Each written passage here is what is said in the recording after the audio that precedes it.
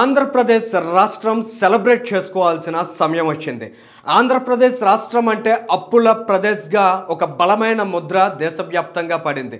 పారిశ్రామికవేత్తలంతా ఆంధ్రప్రదేశ్ అంటే అయ్య బాబోయ్ అని పారిపోయే సిచ్యుయేషన్ ముఖ్యంగా ఏపీ ఎదుర్కొంటోంది. ఎందుకంటే గడిచిన ప్రభుత్వంలో వైఎస్ జగన్మోహన్ రెడ్డి కావచ్చు, ఆయన తాలూకా కోడిగుడ్డు శాఖ మంత్రి కావచ్చు, వీరంతా చేసిన ఆట విడుపు రాజకీయాలు అనేవి ఆంధ్రప్రదేశ్ రాష్ట్రానికి తడిసి మోపడయ్యే సమస్యలను మూటగట్టి పెట్టాయి. ఈ రకమైన ఇబ్బందుల నుంచి, సవాళ్ళ నుంచి ఆంధ్రప్రదేశ్ రాష్ట్రాన్ని ప్రగతి బాట పట్టించాలన్నా, అభివృద్ధి ప్రదేశ్గా ఈ రాష్ట్రాన్ని తీర్చిదిద్దాలన్నా అది చాలా పెద్ద సవాల్ అనే విషయం ప్రతి ఒక్కరికి తెలిసిందే.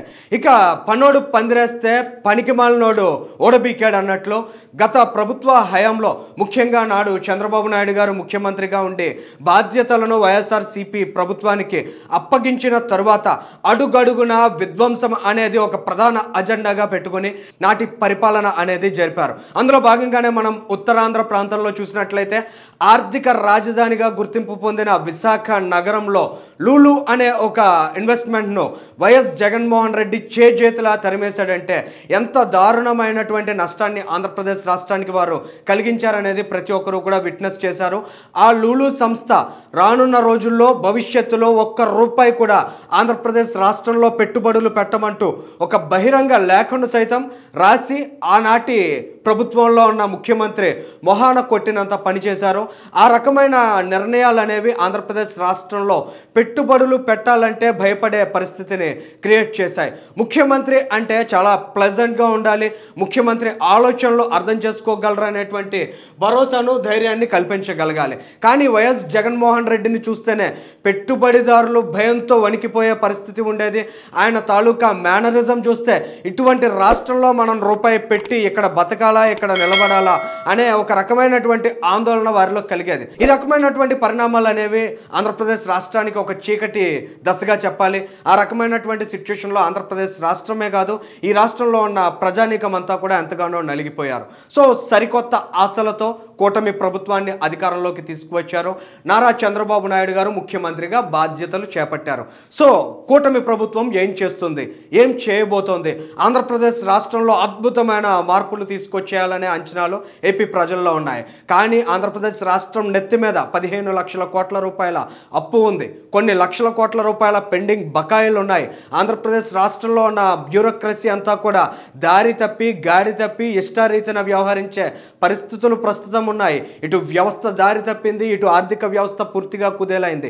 ఇటువంటి సంఘర్షణ మధ్య ప్రస్తుతం కూటమి ప్రభుత్వం ప్రయాణాన్ని సాగిస్తోంది. సో ఒక విజనరీ లీడర్గా గుర్తింపు ఉన్న చంద్రబాబు నాయుడు గారు ఏ విధంగా ఈ వ్యవస్థనంతటిని దారికి తెచ్చి ఆంధ్రప్రదేశ్ రాష్ట్రాన్ని అభివృద్ధి బాటలో ముందుకు తీసుకువెళ్తారు అనే ఆలోచనలకు, సందేహాలకు సమాధానాలు దొరుకుతున్న సమయం ఆసన్నమైంది. అందులో భాగంగానే ఒక గొప్ప పరిణామాన్ని మనం నిన్న విట్నెస్ చేయగలిగాం. ఇటు టాటా సంస్థ చైర్మన్ చంద్రశేఖరన్ గారితో పాటు సిఐఐ డైరెక్టర్ జనరల్గా ఉన్న చంద్రజిత్ బెనర్జీ గారితో పాటు దేశవ్యాప్తంగా ప్రముఖ పారిశ్రామికవేత్తలతో ముఖ్యమంత్రిగా చంద్రబాబు నాయుడు గారు ఒక సమావేశాన్ని నిర్వహించడం జరిగింది. అందులో ఆంధ్రప్రదేశ్ రాష్ట్ర ఆర్థిక పురోగతి దిశగా, ఆర్థిక అభివృద్ధి దిశగా తీసుకోవాల్సిన అనేక అంశాలపై చర్చలు జరిపారు.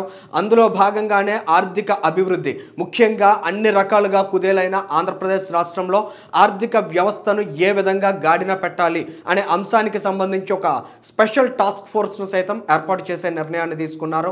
దానికి ముఖ్యమంత్రిగా చంద్రబాబు నాయుడు గారు చైర్మన్గా ఉంటే, టాటా సంస్థ చైర్మన్గా ఉన్న చంద్రశేఖరన్ గారు కో చైర్మన్గా వ్యవహరించబోతున్నారు. ఇది ఆంధ్రప్రదేశ్ రాష్ట్రానికి సంబంధించి ఒక గొప్ప పరిణామంగా ప్రతి ఒక్కరూ చూడాల్సినటువంటి సిచ్యుయేషన్. ముఖ్యంగా ఆంధ్రప్రదేశ్ వంటి రాష్ట్రం వైపు పారిశ్రామికవేత్తలు కన్నెత్తి కూడా చూడడానికి ఇష్టపడని సిచ్యుయేషన్లో ఉన్నటువంటి దశలో ఈ విధంగా దేశ పారిశ్రామిక దిగ్గజాలు ఇవాళ ఆంధ్రప్రదేశ్ రాష్ట్రంలో ఉన్న ఆర్థిక వ్యవస్థను గాడిన పెట్టడానికి తాము సారథిగా నిలబడేటువంటి ప్రయత్నాలు చేస్తున్నారంటే అదంతా కేవలం ముఖ్యమంత్రిగా చంద్రబాబు నాయుడు గారికి ఉన్న క్రెడిబిలిటీగా చూడాల్సినటువంటి అవసరం ఉంది. అందులో భాగంగానే అనేక రంగాల్లో ఆంధ్రప్రదేశ్ రాష్ట్రాన్ని ఏ విధంగా తిరిగి గాడిన పెట్టాలనేటువంటి యోచనలు సైతం చేస్తున్నారు. ఇటు విశాఖపట్నంలో టీసీఎస్ డెవలప్మెంట్ సెంటర్ ఏర్పాటు చేయడంతో పాటు గ్లోబల్ లీడర్స్ని తీర్చిదిద్దడానికి అవసరమైనటువంటి ఒక సమున్నత ఆలోచనలతో ఒక సెంటర్ను అమరావతిలో కూడా నెలకొల్పేందుకు ఇటు టాటా సంస్థ ముందుకు వచ్చింది. అమరావతిలో ఏర్పాటు చేయబోతున్న సెంటర్ ఫర్ గ్లోబల్ లీడర్షిప్ను చూసినట్లయితే అందులో సిఐఐ కూడా భాగస్వామిగా నిలవబోతోంది. మరోవైపు చూసినట్లయితే ఆంధ్రప్రదేశ్ రాష్ట్ర అభివృద్ధిలో ఎయిర్ కనెక్టివిటీ అనేది అత్యంత కీలక భూమిక పోషించనుంది. సో నిన్న జరిగినటువంటి సమావేశంలో ఏ విధంగా ఆంధ్రప్రదేశ్ రాష్ట్రానికి విమాన సర్వీసుల సేవలను పెంచాలనే అంశానికి సంబంధించి సైతం విస్తృతమైన చర్చ జరిగింది. అందులో భాగంగా ఎయిర్ ఇండియాతో పాటు విస్తారా వంటి సంస్థలు కూడా ముందుకు వచ్చి ఏపీలో విమాన సర్వీసులను పెంచే దిశగా నిర్ణయం తీసుకున్నాయి. ఇంకా అత్యంత కీలకమైనటువంటి అంశం ఆంధ్రప్రదేశ్ రాష్ట్రానికి సంబంధించి కోస్టల్ ఏరియా డెవలప్మెంట్. తీర ప్రాంతం అనేది ఆంధ్రప్రదేశ్ రాష్ట్రానికి ఆర్థిక అభివృద్ధిలో అత్యంత కీలక వనరుగా నిలిచేటువంటి అవకాశాలు ఉన్నాయి. ఆ దిశగా ఆంధ్రప్రదేశ్ రాష్ట్ర ప్రభుత్వం ముఖ్యంగా తీర ప్రాంతంలో ఏ విధమైన అభివృద్ధి చేయాలనే అంశానికి సంబంధించి సైతం ఒక మౌలికమైన నిర్ణయాలను తీసుకునే ప్రయత్నాలను చేస్తోంది. ఓవైపు టెలికమ్యూనికేషన్స్ రంగాలను ప్రోత్సహించడంతో పాటు సోలార్ ఎనర్జీకి పెద్దపీట వేయడం, ఇటు ఫార్మా రంగంతో పాటు ఫుడ్ ప్రాసెసింగ్, రసాయన రంగాలను సైతం ప్రోత్సహించడం వంటి కీలకమైన అజెండాలను ప్రస్తుతం పెట్టుకున్నారు. ఈ విధమైనటువంటి ఆలోచనలన్నీ కూడా ఆచరణలో ముందుకు సాగినట్లయితే ఖచ్చితంగా ఇవన్నీ ఆంధ్రప్రదేశ్ రాష్ట్రానికి సంబంధించి ఒక గొప్ప అసెట్గా రానున్న రోజుల్లో మారబోతున్నాయి.